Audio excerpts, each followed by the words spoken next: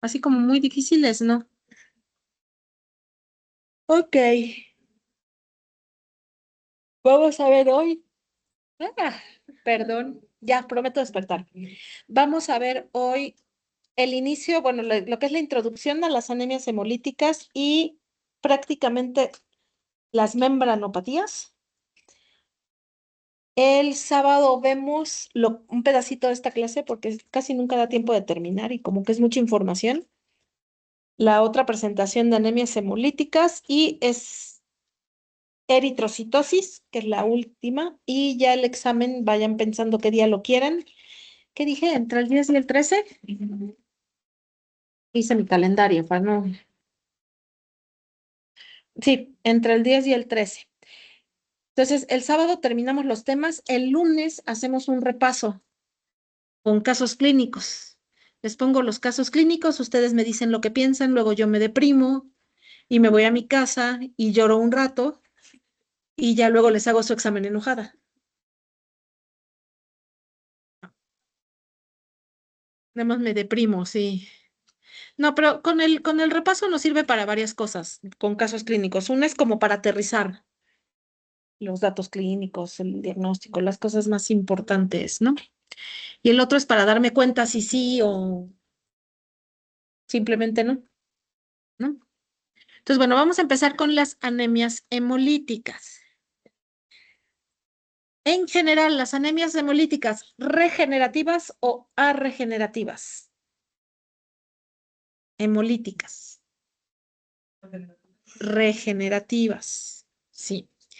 Acuérdense, las anemias regenerativas, reticulocitos corregidos más del 2%, les digo siempre, hay de dos sopas, o es hemorragia o es hemólisis. ¿No? Ahorita vamos a ver que hay muchos tipos de anemias hemolíticas, pueden ser crónicas, pueden ser rápidas y fulminantes, pueden ser hereditarias, pueden ser adquiridas, ¿no? Hay muchos tipos de anemias hemolíticas. Vamos a enfocarnos pues a los más frecuentes, ¿no?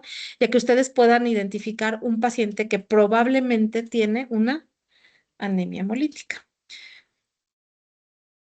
Entonces, una anemia, vamos a aclarar antes, puede haber hemólisis sin que se desarrolle anemia. ¿Cómo sería eso?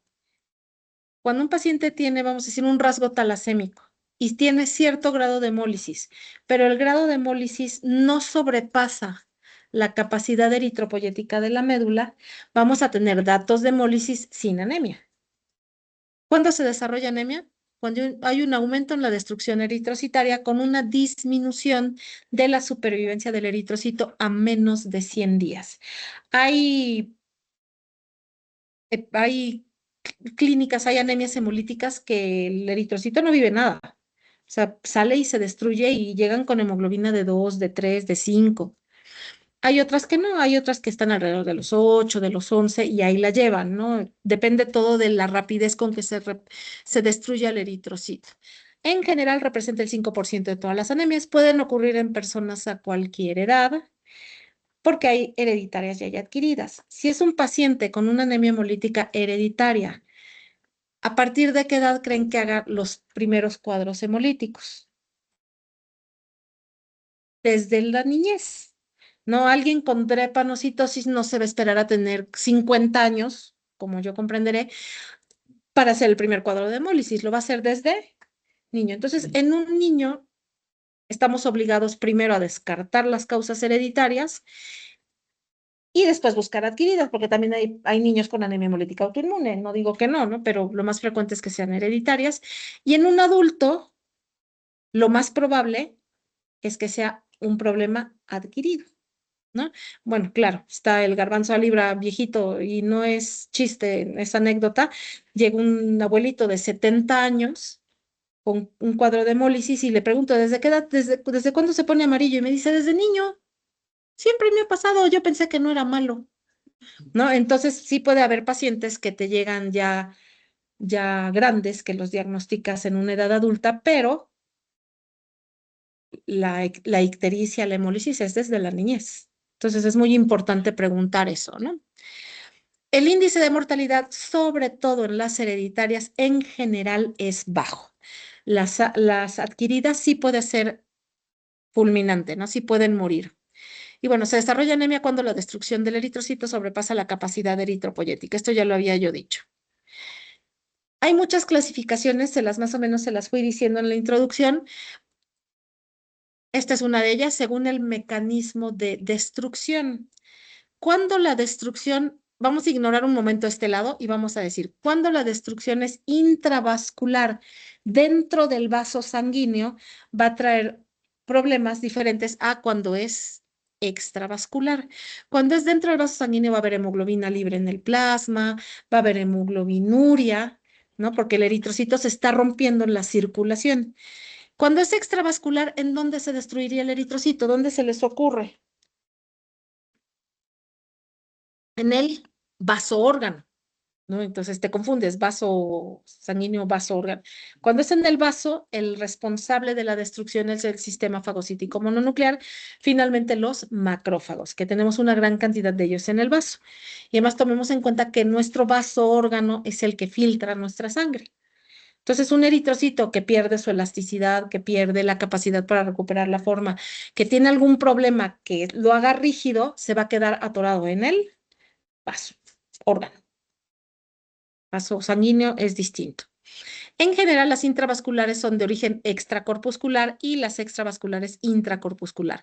Hay que recordar que esta es otra clasificación. Cuando yo digo que es extracorpuscular, el eritrocito está sano, algo ajeno al eritrocito lo está destruyendo. Por ejemplo, un anticuerpo se le pega, es una causa extravascular porque el eritrocito en sí estaba normal. Intracorpuscular es, dije, corpuscular es intracorpuscular, es cuando el eritrocito tiene algo malo o algo, yo digo, el eritrocito está cucho, ¿no? Palabra muy científica que les enseño. El eritrocito tiene su hemoglobina mal, su membrana mal, su sistema enzimático mal, ¿no? Pero eso ya es de herencia, es una enfermedad hereditaria. La clasificación etiopatogénica. La clasificación etiopatogénica me va a dividir a las anemias hemolíticas en dos grandes grupos, adquiridas y hereditarias. Las adquiridas, aquí le falta un subtítulo. Las adquiridas se dividen en inmunes y no inmunes. Las inmunes pueden ser autoinmunes, la hemoglobinuria paroxística nocturna, que ahorita la vamos a ver, aloinmunes e inducida por medicamentos que finalmente siguen siendo inmunes. Estas todas, una, dos, tres, cuatro, son inmunes. No inmunes, tenemos a las microangiopáticas, como el HELP, por ejemplo, de las mujeres con enfermedad hipertensiva y embarazo, por infecciones, ya vimos en la clase pasada, ¿cuál vimos por infección? ¿Qué ejemplo vimos? Por infecciones, paludismo, tuberculosis. El síndrome urémico hemolítico, SUH, síndrome urémico hemolítico o púrpura trombocitopénica trombótica son dos enfermedades distintas. Son también microangiopáticas, son en las que aparecen los esquistocitos. El síndrome urémico hemolítico es más frecuente en los niños y generalmente se debe a una infección por E. coli, una toxina que produce E. coli. Activa las plaquetas hacen trombos plaquetarios en la circulación chiquita, pasan los eritrocitos y se rompen y quedan cascos, ¿no? Y la púrpura trombocitopénica trombótica es más o menos lo mismo, nada más que aquí el problema es el factor de von Willebrand. La enzima que lo recorta desaparece, es un anticuerpo contra esa enzima que lo recorta. Queda el factor de von Willebrand en una, vamos a llamarle de alguna forma, una hebra larga, no está recortado en mm, cositas chiquitas. ¿Y quién tiene el receptor del factor de von Willebrand? Que lo usa para la adhesión. Ya les dije qué célula, las plaquetas. Entonces, el factor de von Willebrand queda todo largo, las plaquetas se activan en la microcirculatoria y se forman trombos plaquetarios. Y esos trombos plaquetarios son los que rompen a los eritrocitos, producen cuadros de hipoxia, por ejemplo, en el cerebro, en el riñón, insuficiencia renal, alteraciones neurológicas, fiebre y trombocitopenia. Es una pentada.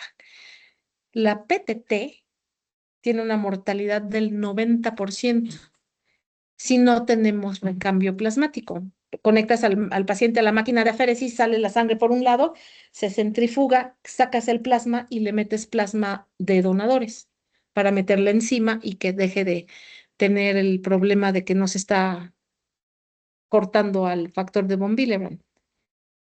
Ya con recambio plasmático baja la mortalidad nada más al 50%. O sea, esa es una urgencia. Igual, el síndrome urémico hemolítico no requiere de plasmaféresis, requiere de hemodiálisis para sacar a la toxina y que deje de tener problemas. Y bueno, hiperesplenismo ya vimos que, por ejemplo, en los cirróticos, el vaso ya no es vaso, es jarra, se hace grandote y empieza a atrapar células. Esas son las no inmunes. Estas las vamos a ir viendo, las enfermedades, pues casi una por una, en estas siguientes dos clases. ¿Vamos bien? Entonces, clasificación etiopatogénica, divide en dos, adquiridas y hereditarias. Las hereditarias se dividen en tres: hemoglobinopatías, enzimopatías y alteraciones de la membrana. Las hemoglobinopatías, las vamos a ver el sábado porque ahorita no nos va a dar tiempo. Vamos a ver que se dividen en hemoglobinopatías propiamente dichas y talasemias. Ahí el problema está fácil, es la hemoglobina. Todas las hemoglobinopatías se diagnostican con una electroforesis de hemoglobina. Las enzimopatías, estas son diagnóstico de exclusión. Acuérdense que el eritrocito pierde la mayor parte de sus vías metabólicas. Las dos que más se pueden enfermar es la de las enzimas glucolíticas, por ejemplo, deficiencia de piruvato sinasa, es la más frecuente, y la anormalidad de la hexosa monofosfato o vía de las pentosas es la deficiencia de glucosa 6-fosfato deshidrogenasa. Esas son dos enzimopatías, las vamos a ver. Y finalmente las alteraciones de la membrana, que la más frecuente de todas es la esferocitosis, es la primera que vamos a ver ahorita. Entonces, esas son las hereditarias. ¿Dudas o preguntas de las clasificaciones? ¿No? Ok.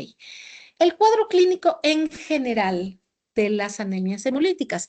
El primer paso para diagnosticar una anemia hemolítica, pues es sospecharla, ¿no?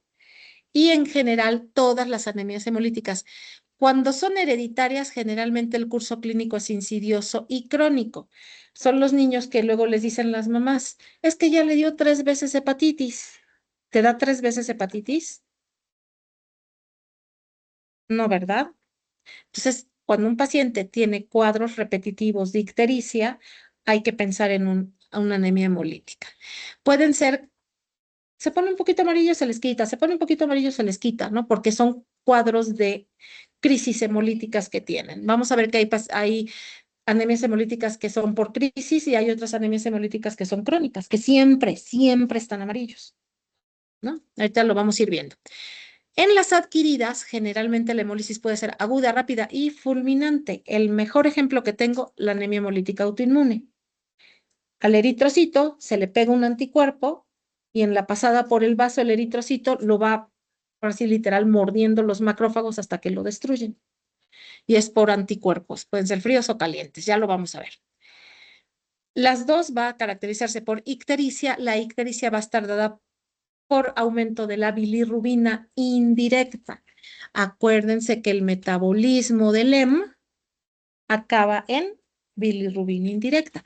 Si se produce una gran cantidad de bilirrubina indirecta, al hígado no le da tiempo de conjugarla. Entonces es la que se va a acumular. La DHL, hay destrucción celular, cualquier cosa que decíamos, ¿no? Si se me muere un cacho de cerebro, se eleva la DHL. Bueno, a mí no, toco madera. Si se muere un cacho del corazón de alguien, de fulano de tal, se eleva la DHL. Se muere un cacho de tripa, se eleva la DHL. Aquí es por destrucción. Y los reticulocitos también van a estar aumentados. Hay una hemólisis crónica o sobre todo la aguda. ¿Qué va a ser la médula ósea? Sacar los reticulocitos que tiene, porque al bajar la hemoglobina, la eritropoyetina sube y la eritropoyetina ayuda a liberar reticulocitos. Y pueden ser reticulocitos y hasta eritroblastos nucleados, ¿no? Los datos propios del síndrome anémico, astenia, dinamia, palidez, que se combina con la ictericia, ¿no? En las crónicas hereditarias va a haber esplenomegalia y ensanchamiento del tejido hematopoyético. Ahorita vamos a ver si hace cráneo en cepillo, cráneo en torre. Ahorita lo vamos a ver. La edad de inicio, ya dijimos, es importante. Si es un niño con una anemia hemolítica, estoy obligado a descartar causas hereditarias. Y si es agudo y es en un adulto, busco más las adquiridas. Insisto, no quiere decir que no puedan los niños tener adquiridas, ¿no? Bueno, este es un ejemplo de ictericia, ¿no? Esta chiquilla chillona tiene hepato y esplenomegalia. Esto es frecuente en las hereditarias y en un cuadro muy agudo de hemólisis también puede haber hepato y esplenomegalia. Este paciente tiene su cabeza así como muy alargada. Es la radiografía. Viéndola, vamos a acercarnos un poquito.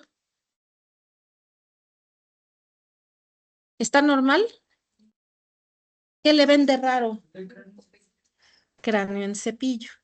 Ese es el ensanchamiento del tejido hematopoyético. Es un paciente que tiene una hemólisis crónica, que está teniendo que reponer constantemente sus eritrocitos. Hay mucha hematopoiesis, se ensancha el espacio y se pierde la lámina externa.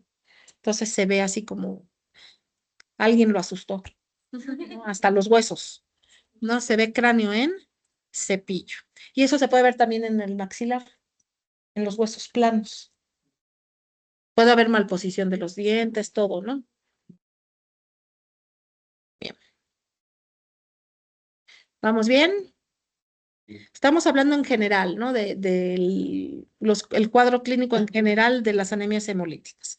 Entonces, diagnóstico en la citometría hemática y el frotis de sangre periférica me van a reportar reticulocitosis, es decir, los reticulocitos corregidos arriba del 2%, es una anemia degenerativa.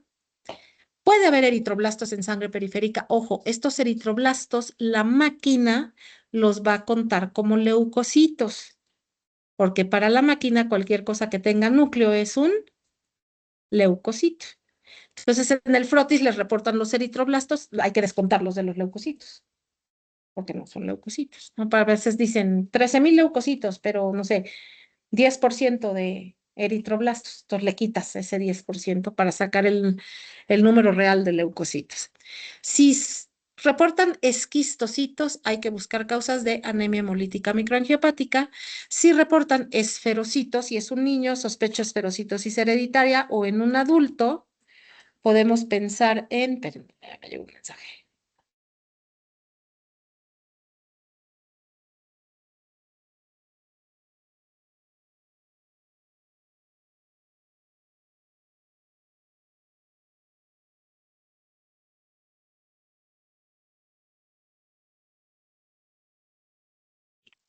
Perdone, si no.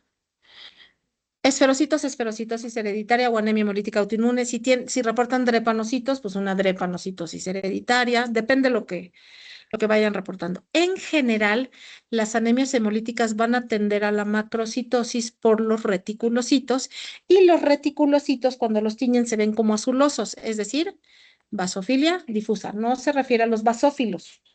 No, no hay que confundirlo. Basofilia difusa se refiere a que los eritrocitos se ven como azules porque son inmaduros.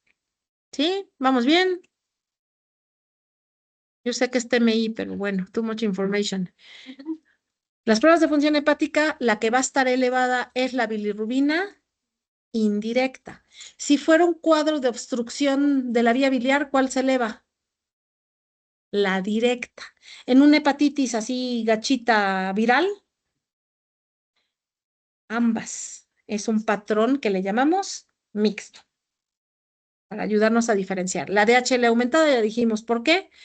Y si es de predominio, destrucción intravascular, que nos da un montón de problemas, voy a tener hemoglobina libre en el plasma, va a haber hemoglobinuria. ¿Cuál es la diferencia entre hemoglobinuria y eritrocituria?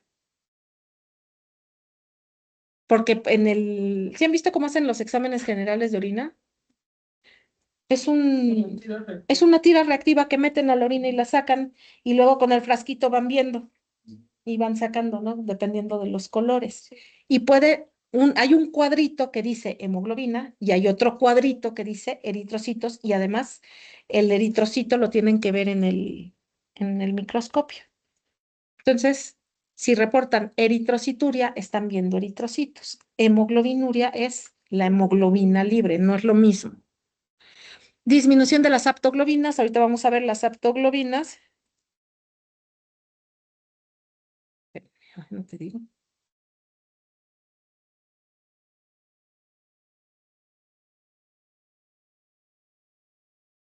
Listo.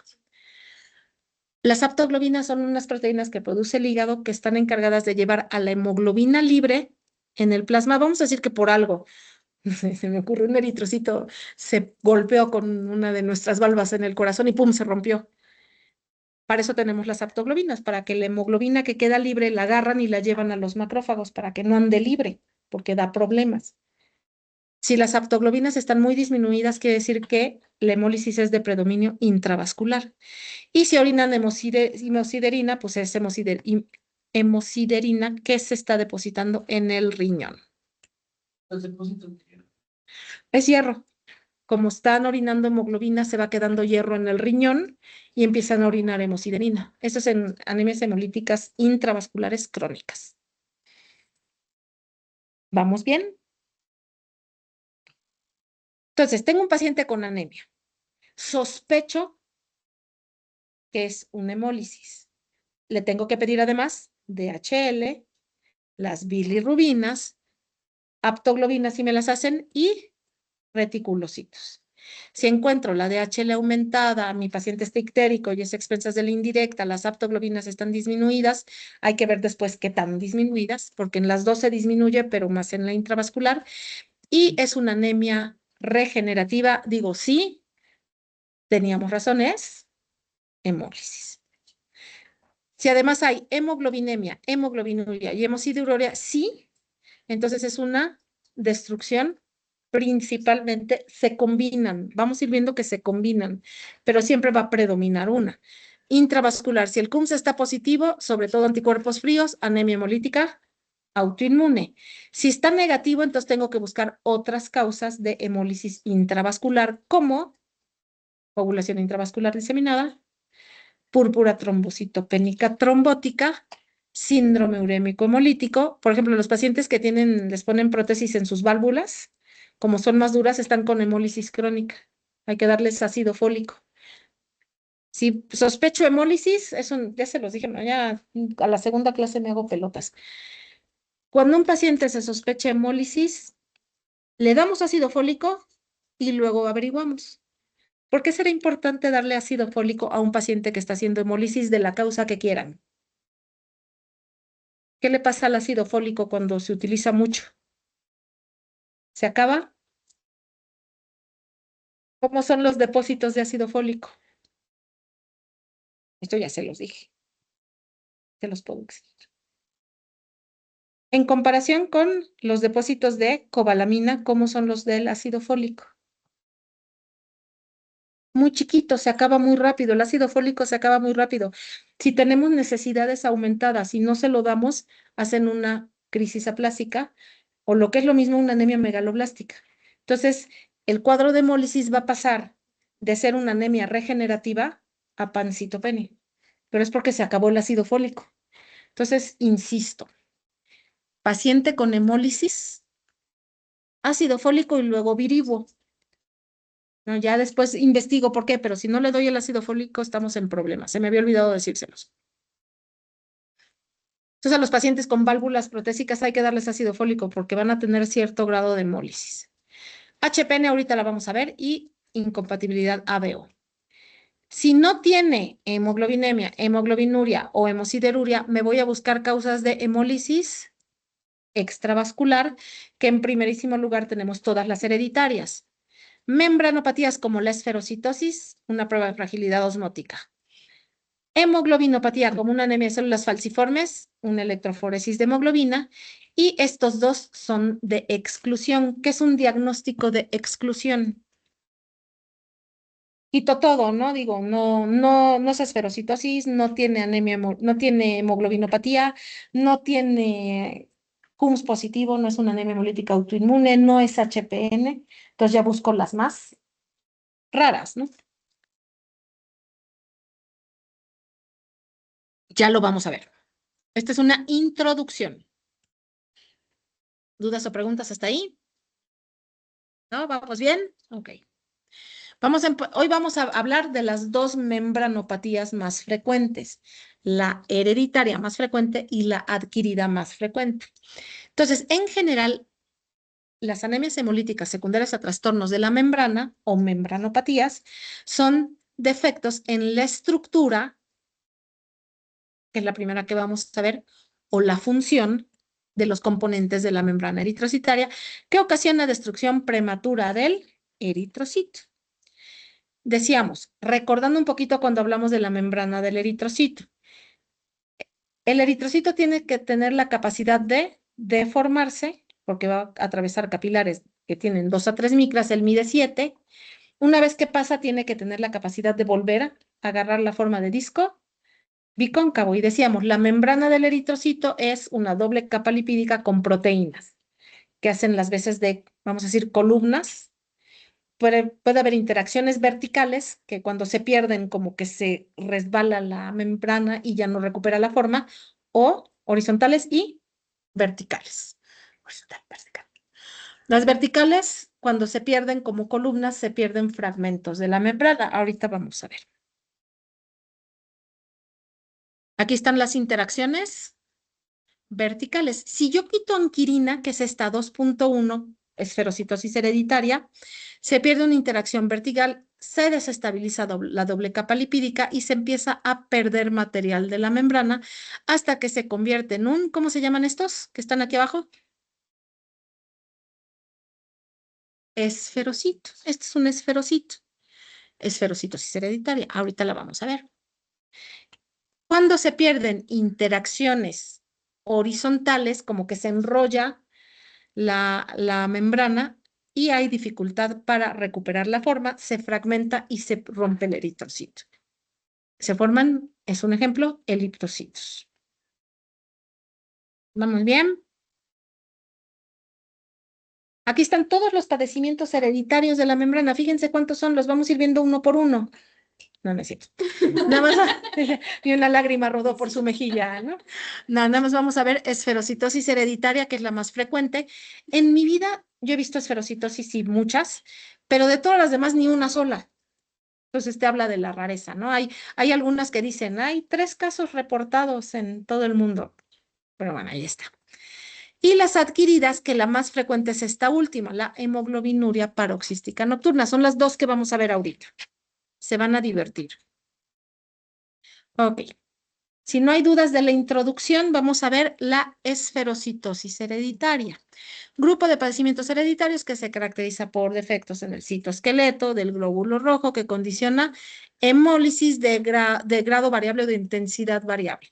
Esta es una enfermedad hereditaria autosómica dominante en el 75% de los casos. Si es autosómica dominante, ¿es más frecuente o menos frecuente? Más frecuente. Es de las poquitas enfermedades en hemato que son autosómicas dominantes. Hay dos, esta y otra. Van a formarse microesferocitos o esferocitos y va a haber un incremento en la fragilidad osmótica y estos pacientes, el tratamiento es la esplenectomía. Entonces, autosómico dominante, ya lo he dicho, 75%, hasta 75% de los casos, pero hay penetrancia variable. ¿Qué significa eso? Cuando una enfermedad hereditaria tiene penetrancia variable.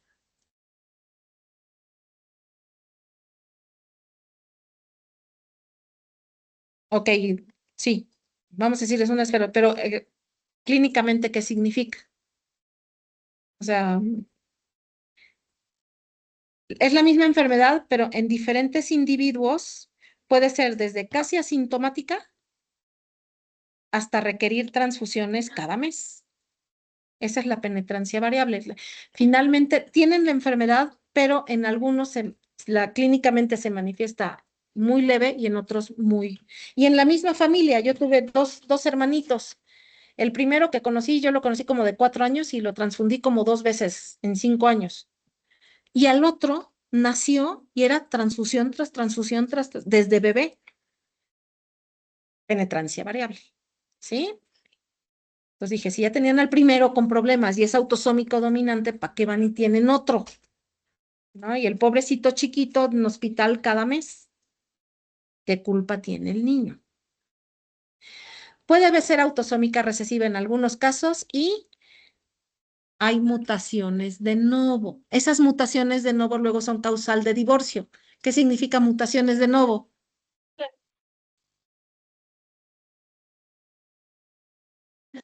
No hay nadie en la familia que la tenga, entonces ya se están peleando. Si yo no la tengo y tú no la tienes, ¿cómo la heredo? ¿No? Entonces, causal de divorcio. Mutaciones de novo. Como es autosómica dominante en el 75% de los casos, es, si yo les pregunto, ¿cuál es la anemia hemolítica hereditaria más frecuente en el mundo mundial? La esferocitosis. Muy bien. Sí. Ay, Ashley, cierra tu micrófono. Aquí está Ashley o está en su casa, pero bueno, gracias. Ok, entonces es la más frecuente. Ojo, luego les puedo preguntar si quiero, ¿cuál es la hemoglobinopatía más frecuente? Y ustedes se confunden y me dicen esferocitosis hereditaria. No es la misma pregunta, ¿estamos de acuerdo? Una es, ¿cuál es la anemia hemolítica hereditaria más frecuente? Y otra es, ¿cuál es la hemoglobinopatía más frecuente? Cuidado, porque luego me reclaman. Bien, esta me la salto porque viene más adelante mejor explicado. Entonces, el defecto en la esferocitosis hereditaria puede ser anquirina banda 3, espectrina alfa y beta y proteína 4.2. La más frecuente es la anquirina y la espectrina. Y acuérdense que es una interacción vertical. Y aquí está, les digo, aquí siguen siendo letras, pero por alguna razón me gusta más. Entonces, vamos a decir que es un paciente que no tiene el gen para producir anquirina. Nació con una deleción de ese gen, ¿no? Entonces, tiene un defecto primario del esqueleto de la membrana, ¿sí o no? No tiene anquirina, se está perdiendo una interacción vertical. Eso hace que aumente la inestabilidad de la membrana y que se pierda progresivamente pedacitos de membrana ante la disminución de la superficie con relación al volumen, se van a formar, aquí dice esferocitos, espero que no se lo aprendan así. Hay que acordarse que es esferocitos con F, ¿no? Aquí está mal. Entonces, los esferocitos van a tener una disminución en la deformabilidad celular. ¿A dónde se van a ir a atorar? Al vaso órgano, ¿no? A eso se le llama condicionamiento esplénico, se retienen en el vaso. Al quedar el eritrocito atorado en el vaso, se llama eritrostasis, o sea, se quedó ahí atoradito, el eritrocito no está hecho para estar nada más así acostadito en el vaso, ¿no? Pasan varias cosas al mismo tiempo. Empieza a fallar la glucólisis anaerobia. ¿Para qué requiere la glucólisis anaerobia el eritrocito? Energía 1, que finalmente la energía se usa para las funciones de la membrana, para los otros sistemas enzimáticos. Entonces, disminuye el ATP, se pierde más membrana. Ya no hay, nuevamente, ya no hay ATP para, ¿cuál es el sistema enzimático que protege al eritrocito de la, que lo amortigua, vamos a decir? La vía de las pentosas, es que la vía de las pentosas. Esa ocupa energía. Entonces empieza a disminuir el pH, daño inducido por ácidos, se pierde más membrana. Y finalmente se atoró en el vaso. En el vaso hay un montón de macrófagos. Entonces está el macrófago viéndolo ahí. Se atoró. ¿Qué va a hacer? Se lo va a fagocitar y lo va a acabar de destruir. Sea por fagocitosis o por lisis osmótica, finalmente ese eritrocito va a ser retirado de la circulación antes de tiempo. Si se destruyen una gran cantidad de eritrocitos al mismo tiempo, se eleva la bilirrubina indirecta. Ahora bien, Si un paciente con esferocitosis hereditaria se infecta, le da fiebre, ¿cómo van a estar sus macrófagos? Activados, ¿no? Si tengo fiebre, si estoy bien amulada, todo mi sistema inmunológico se activa y entonces, ¿qué va a pasar? Con los eritrocitos se van a destruir más. Por eso es que estos pacientes cuando tienen fiebre, cuando tienen infección, cualquier cosa que active sus defensas va a hacer que tengan cuadros de o crisis hemolíticas, así se les llama, ¿no?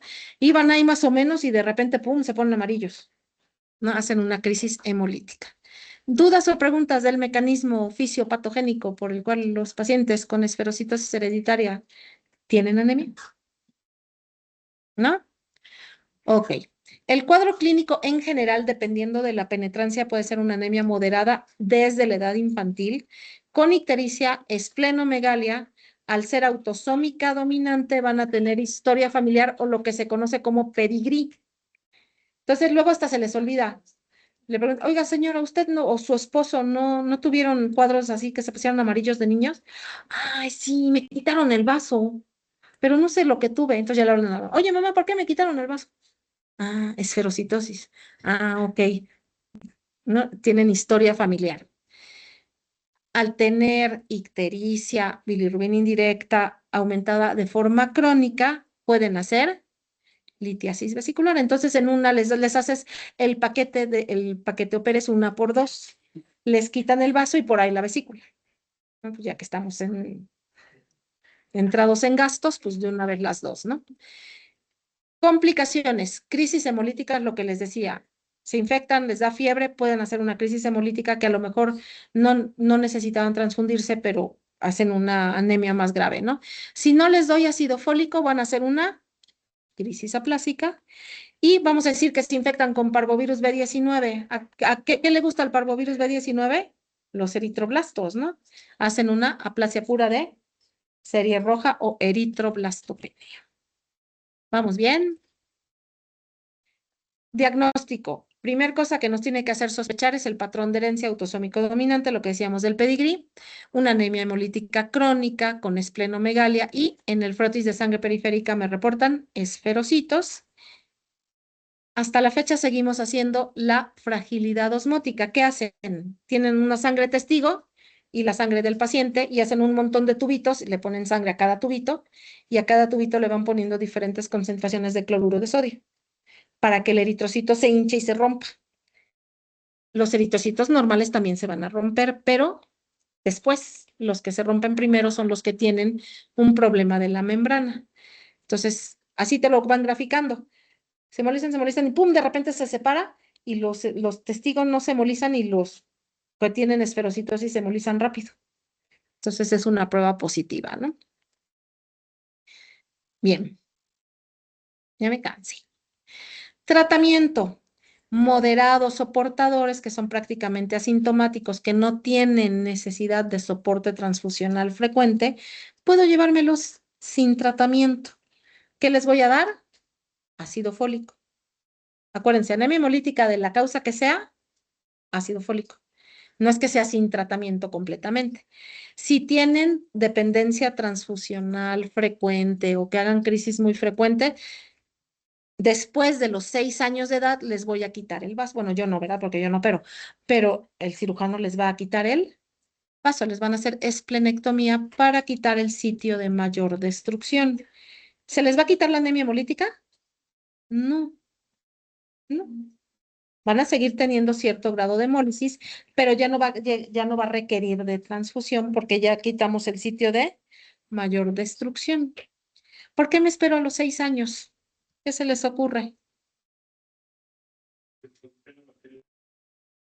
Uno, ese es uno, muy buena. Antes de quitarles el vaso, les tengo que poner la vacuna del neumococo. Y la otra, le pongo la influenza. Estoy hablando de vacunas. ¿Qué acaba a los 6 años? El esquema de vacunación, el básico, básico, basiquísimo, ¿no? Entonces me espero, si puedo. Hay veces que no se puede esperar, pero en la mayor parte de las veces nos esperamos hasta los 6 años y si nos podemos esperar a los 10, mejor. Si no nos podemos esperar, pues bueno, ya se les quita el vaso, pero antes de quitarles el vaso, un mes antes, todas las vacunas que se puedan, todas las vacunas que se puedan para protegerlos. Finalmente podemos vivir sin el vaso, ¿no? Bien. Dudas de la esferocitosis. Vamos con la que es un poquito más complicada. La esferocitosis es una membranopatía hereditaria. Vamos a una membranopatía que es adquirida. Hemoglobinuria paroxística nocturna, que no es paroxística y tampoco es nocturna, pero ya se le quedó el nombre. Vamos a ver por qué no es paroxística y por qué no es nocturna. Es el primer padecimiento clonal que les voy a platicar. Si nos regresamos un poquito a la hematopoiesis, decíamos, hay cierto número de células madre pluripotenciales no restringidas, ¿no? Y luego se hacen las restringidas, pero hay cierto número. ¿Qué pasa si una de ellas muta? ¿Cómo van a ser sus hijas? Mutadas. Esa es una clona. En la hemoglobinuria paroxística nocturna tenemos varias clonas que así les llaman clona HPN. ¿Por qué? Porque pierden el gen para producir dos CDs que protegen a nuestras células de la sangre del efecto citolítico del complemento. Entonces, padecimiento clonal, número 1. Número 2, adquirido. ¿De qué? Del tejido hematopoyético. Esta alteración en la citogenética de la célula es solamente en el tejido hematopoyético. Entonces, si el paciente les pregunta, oiga, ¿mi hijo lo va a heredar? ¿Qué le dicen? No, es el tejido hematopoyético el que se enfermó. Ahorita, más adelante van a ver por qué les estoy diciendo esto. Que se caracteriza por la producción de células sanguíneas y precursores medulares que presentan mayor sensibilidad al efecto citolítico del complemento. ¿Qué tipo de inmunidad es el complemento? Innata. Si se activa el complemento, agarra parejo, ¿sí o no? Nuestras células, y se activa en la sangre. Nuestras células tienen dos CDs o dos antenitas, como quieran llamarle, que se encargan de detener al complemento. Decir, ok, sí, actívate, pero a mí no me destruyas porque soy amiga. No, no soy enemiga, entonces detente. Ahorita vamos a ver los dos. Si se pierden esas dos, ¿qué va a pasar? Se activa el complemento y destruidera de células. ¿No? Pueden ser células y, ojo, precursores medulares. Si la clona es desde muy arriba, la GEM, se van a destruir todas las células. Y entre más clonas de HPN haya, peor va a ser el cuadro clínico y el pronóstico, obviamente. Entonces, ¿por qué sucede la hemoglobinuria paroxística nocturna? Por la pérdida parcial o total de las proteínas ligadas al glucosilfosfatidilinositol. Vamos a decirlo 3 veces rápido, que es el CD55 y el CD59. Esos dos CDs se pierden de forma parcial o total. Estos dos CDs son los encargados de regular la actividad biológica del complemento. Entonces, si no los tenemos, se va a traducir en hemólisis intravascular en el mejor de los casos. Si agarra desde precursores medulares, va a hacer cuadros de hipoplasia medular, lo cual me lleva a hematopoiesis ineficaz.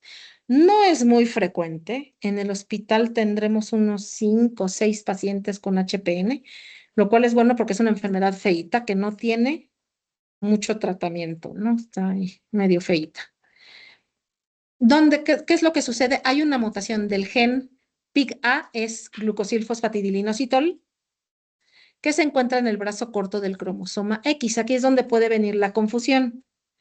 Cromosoma X, enfermedad ligada al X. No, es en el tejido hematopoyético. Entonces, CD55 es el factor que acelera la degradación de las convertasas del complemento, así lo protege, y el CD59 es el factor de restricción de la actividad del complemento. Ahorita vamos a ver cómo la diagnosticamos. Si disminuye en nuestras células de la sangre o de la médula ósea el CD55 y el CD59, va a haber una mayor fijación del complemento al eritrocito y estamos hablando de anemias hemolíticas, se destruye, ¿no? Aquí está. Hemólisis en una tercera parte de los pacientes. Esta hemólisis va a ser intravascular. Este es el mejor ejemplo de una anemia hemolítica con destrucción intravascular. Hemoglobina libre en el plasma con disminución hasta el 85% de la abdominal. Las crisis de hemólisis se asocian a situaciones de alarma. Por eso es que decían paroxística, porque el paciente está perfectamente bien y de repente si se activa el complemento, ¡pum! 3 de hemoglobina, ictericia, hemoglobinuria. La orina se va a ver roja. Y luego, ¿cuál es la orina que más se concentra? La de la noche. Entonces, por eso decían que era hemoglobinuria paroxística nocturna, porque la primera orina era la que salía más roja y conforme pasaba el día ya no salía tan roja. Entonces, ni es nocturna ni es paroxística. Es cuando se activa el complemento y pues la hemoglobinuria, ¿no? Dependiendo cuánta hemólisis. La hemólisis intravascular va a tener hemoglobinemia, hemoglobina libre en el plasma. Normalmente esa hemoglobina va a formar dímeros con la aptoglobina y la aptoglobina, su receptor está en los macrófagos, que es el CD163, y ahí ellos se encargan de degradar la hemoglobina a bilirrubina indirecta. Tenemos dos mecanismos, el de la aptoglobina y el de la ay, canija primavera, y el de la hemopexina. La hemopexina hace lo mismo, nada más que agarra LEM, en vez de agarrar la hemoglobina, agarra LEM y lo lleva a que lo degraden a bilirrubina indirecta. Cuando estos dos mecanismos se sobrepasan, viene el problema. Si hay mucha hemoglobina libre en nuestro plasma, va a inactivar al óxido nítrico. El óxido nítrico, ¿qué hace en nuestros vasos? Vasodilatación. Al depletarse el óxido nítrico, va a disfuncionar el músculo liso y va a haber vasoconstricción. El M produce vasoconstricción, tiene un efecto proliferativo y aquí le falta una E, peroxidasa. La peroxidasa causa daño endotelial. Si hay daño endotelial, ¿qué pasa? ¿Quién se activa? La coagulación, ¿no? Si se daña el endotelio, se expone al factor tisular, se expone al factor de von Willebrand, se activa la coagulación y se trombosan. Estos pacientes, además de todos los problemas que traen de citopenias, hemólisis, hacen trombosis. Pueden hacer trombosis de la arteria renal, pueden hacer trombosis mesentérica, pueden hacer trombosis cerebral. ¿Por qué? Por esto, por la hemoglobina libre en el plasma. Entonces, la hemoglobina libre en el plasma es un problema. Hay 4 tipos de HPN. La 1 y la 2 son las más frecuentes. Bueno, la 3 es más frecuente que la 2, pero si sumamos estas dos con citopenias, hipoplasia medular. Esto es cuando la clona de HPN está muy arriba en la hematopoiesis, desde la GEM. Entonces va a producir hipoplasia medular. Cuando se activa el complemento, se destruyen todas las células en la médula.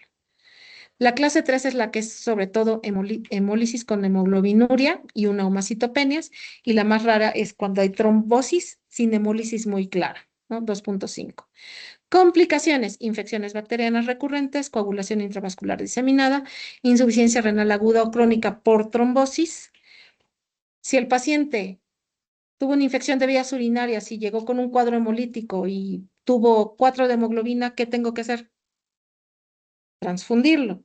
¿Qué estoy metiendo con la transfusión? Hierro.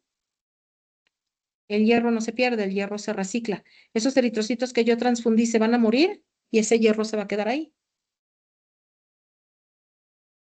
Hemocromatosis o hemosiderosis transfusional, que acaba en cirrosis hepática, cirrosis cardíaca y el paciente se muere por sobrecarga de hierro.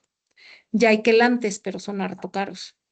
Crisis aplásica o leucemias agudas, porque ya hay alteraciones en los genes de las células madre. Entonces puede convertirse en una leucemia aguda. Les digo, es una enfermedad fea. Diagnóstico: voy a sospechar en un paciente que tiene citopenias, fenómenos trombóticos y anemia hemolítica. Las pruebas indirectas ya prácticamente cayeron en desuso porque está el gold estándar, que es la citometría de flujo. Si yo les pregunto, ¿cómo se diagnostica el HPN? Me dicen citometría de flujo, identificando leucocitos y eritrocitos carentes de CD55 y CD59. Lo trato de explicar. Le tomo una biome al paciente, llega la biome al laboratorio, le ponemos anti-CD55 y anti-CD59, se pone ahí a bañito María para que se active y se lleve a cabo la reacción. Si las células que están en el tubito tienen 55 y en el 59, se va a dar antígeno anticuerpo, fluorescencia. Entonces, en ese tubito me puedo identificar cuántas células no tienen CD55 y 59 y cuántas sí lo tienen. Y me dicen, hay tanto porcentaje de clona HPN. Las que no prenden son las que están enfermas. ¿Sí me explico? ¿Sí? Entonces, el gold estándar es citometría de flujo. Tratamiento, híjoles. ¿Cómo detenemos al complemento? Está complicado, ¿no? Entonces, en primera instancia es estimular a las clonas que son sanas. Entonces, les podemos, ¿se acuerdan que ya dijimos, ¿no? Los androgénicos estimulan la hematopoiesis, entonces puedo dar danazol, que bueno, ya no lo encontramos tan fácilmente porque lo dejaron de hacer, o mesterolona para hematopoiesis ineficaz. Si es un cuadro muy agudo de hipoplasia medular, podemos dar ciclosporina para tratar de detener un poquito el final por lo que se destruyen las células con el complemento. Prednisona para mejorar la trombocitopenia. Ojo, si tienen mucha hemoglobinuria, ¿se está perdiendo el hierro? Sí, ¿no? Entonces, si tiene la ferritina baja el paciente, le voy a dar hierro. Si no tiene la ferritina baja, no se lo doy. Ácido fólico siempre. Para tratamiento, vamos a llamarle curativo, curativo entre comillas, está el trasplante. Le estudio a sus hermanos, tiene un donador compatible, lo meto un cuarto, le doy una quimioterapia que destruya completamente su médula ósea y le pongo la de su hermano. Y me espero a que pegue, ¿no? Estoy sustituyendo un tejido hematopoyético que no está sano. Este no es curativo. El eculizumab, voy a decir cosas feas, en el nombre tiene el precio, ¿no? Es una droga huérfana súper cara, o sea, es una de las más caras a nivel mundial, se avientan $1 millón en el año y no los cura. Lo que hace el eculizumab es detener al complemento C5. ¿Lo estoy curando? No. Yo me peleo con el pobrecito, que además lo conozco desde hace muchos años del laboratorio. No, doctora, que el eculizumab, no, sácate de aquí. ¿Tú crees que el IMSS tiene dinero para eso? O sea, claramente no. Bueno, no, pero ya mejoró el precio, ya hay otro que es más barato. Sácate de aquí, ¿no? Y luego el laboratorio que lo tenía antes le pagaba el abogado a los pacientes para que demandaran al IMSS y nos obligaran a dárselo. Entonces los odiamos. Al eculizumab es así como decir una grosería con P en el hospital, ¿no? Entonces, bueno, ese es un tratamiento. Y creo que aquí nos vamos a quedar para que ya no dejar algo a la mitad. ¿Dudas o preguntas? Reclamos. Sí, las clonas se empiezan a o sea, ¿qué es lo que afecta? Es una alteración o sea, al replicarse las células, se pierde el gen para producir todo lo que está relacionado con el PIGA. Entonces, si se pierde el gen, se deja de producir el CD55 y CD59. Entonces, eso puede suceder en una célula o en varias.